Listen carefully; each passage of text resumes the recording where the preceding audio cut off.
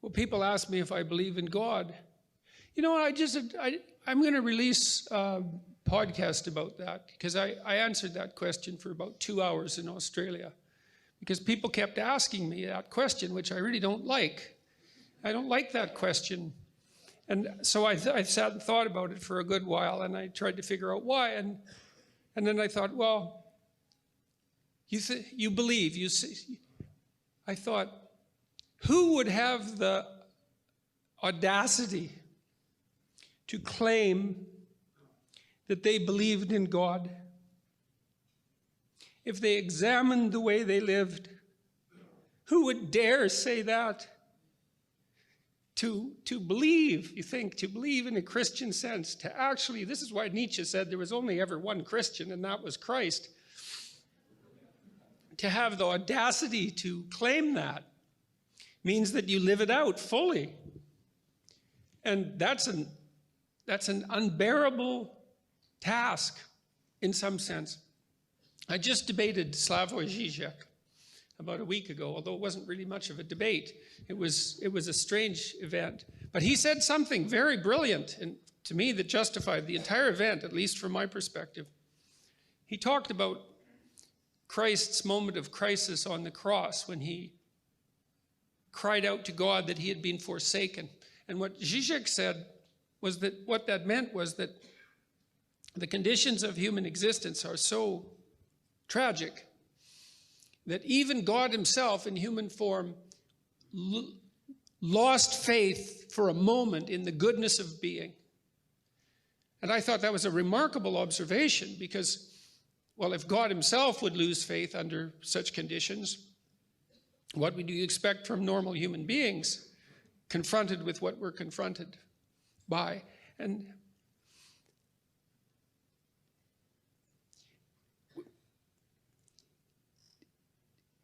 to be able to accept the structure of existence, the suffering that goes along with it, and the disappointment and the betrayal, and to nonetheless act properly, right? To aim at the good with all your heart, right? To dispense with the malevolence and your desire for destruction and revenge and all of that, and to face things courageously and to tell the truth, to speak the truth and to act it out. That's what it means to believe. That's what it means. It doesn't mean to state it. It means to act it out. And unless you act it out, you should be very careful about claiming it. And so I've never been comfortable saying anything other than I try to act as if God exists, because God only knows what you'd be if you truly believed. I mean, if you think about it in some sense, that's the central idea in Christianity, is that if you were capable of believing, it would be a transfiguring event, a truly transfiguring event. And I know people experience that to one degree or another, but we have no idea what the limit of that is. And we have no idea what the possibility is within each person if they lived a life that was maximally courageous and maximally truthful. You know, because maybe you're running at 60% or 70% or 20% and at cross purposes to yourself. God only knows what you'd be if you believed. And so, well, I try to act like I believe, but I'd never claim that I manage it, because it's a lot to manage properly. And you have to be careful about claiming to manage things that you can't manage. And so that's part of the answer to that question. It's a great answer, as it happens. So, okay, so you can think about Christ from a psychological perspective, and my critic, this particular critic that I've been reading,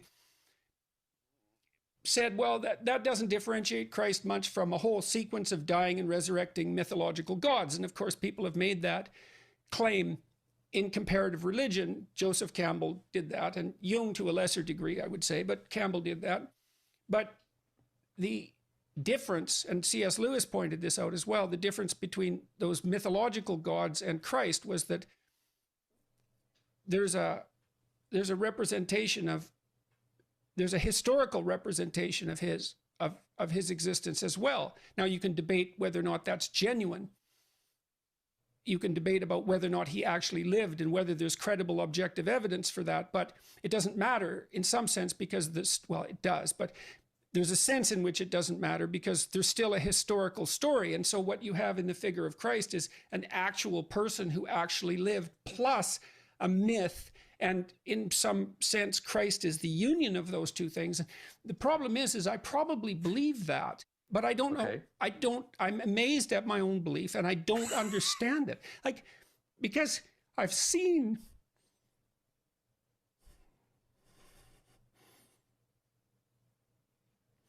sometimes the objective world and the narrative world touch. You know, that's Jungian synchronicity. Yeah. And I've seen that many times in my own life. And so in some sense, I believe it's undeniable. You know, we have a narrative sense of the world.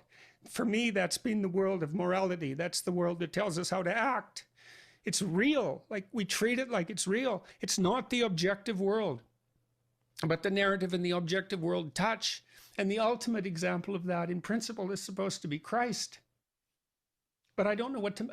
that seems to me oddly plausible. Yeah.